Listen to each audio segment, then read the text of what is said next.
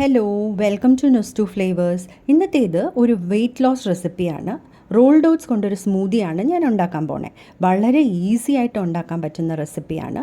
Weight ലോസിന് ശ്രമിക്കുന്നവർ മാത്രമല്ല, healthy diet follow ചെയ്യുന്ന എല്ലാവർക്കും പറ്റിയ ഒരു സ്മൂതിയാണ്. എങ്ങനെയാണ് ഉണ്ടാക്കുന്നതെന്ന് നോക്കാം. ഓവർനൈറ്റ് സോക്ക് ചെയ്ത് വെക്കേണ്ട ഇൻഗ്രീഡിയൻസ് ആണ് ഞാനിപ്പോൾ പറയാൻ പോകുന്നത്. 3 ടേബിൾ സ്പൂൺ റോൾഡ് ഓട്സ് അല്ലെങ്കിൽ സ്റ്റീൽ കട്ട് ഓട്സ് യൂസ് ചെയ്യാം.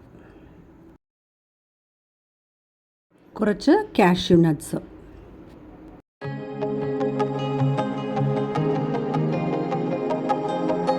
3 ഡേറ്റ്സ് എടുത്തിട്ടുണ്ട്. പിന്നെ 1 സ്പൂൺ ചിയ സീഡ്സ്. വെള്ളം ഒഴിച്ച് ഓവർനൈറ്റ് സോക്ക് ചെയ്യാൻ വെക്കാം. ഫ്രിഡ്ജിൽ വെക്കുന്നതായിരിക്കും നല്ലത്.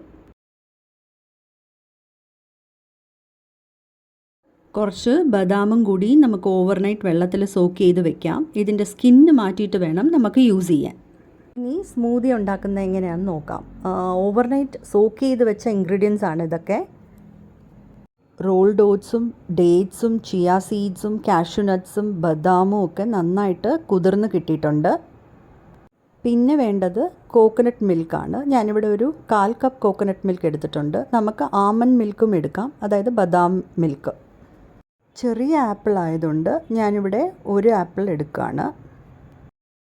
സ്മൂതി ഉണ്ടാക്കാൻ വേണ്ടുന്ന ഇൻഗ്രീഡിയൻസ് ഒക്കെ റെഡിയാക്കി വെച്ചിട്ടുണ്ട്.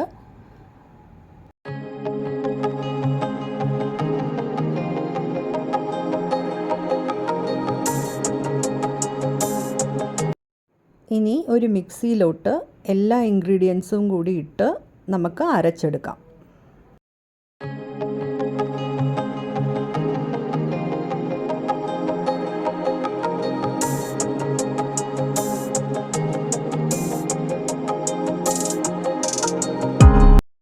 നമ്മുടെ സ്മൂതി റെഡി ആയിട്ടുണ്ട്.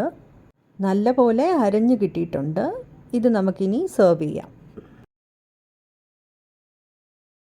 ഇതിൽ പറഞ്ഞിരിക്കുന്ന ഇൻഗ്രീഡിയൻസിൻ്റെ അളവെന്ന് പറയുന്നത് ഒരാൾക്ക് സെർവ് ചെയ്യാൻ പറ്റുന്നതാണ്.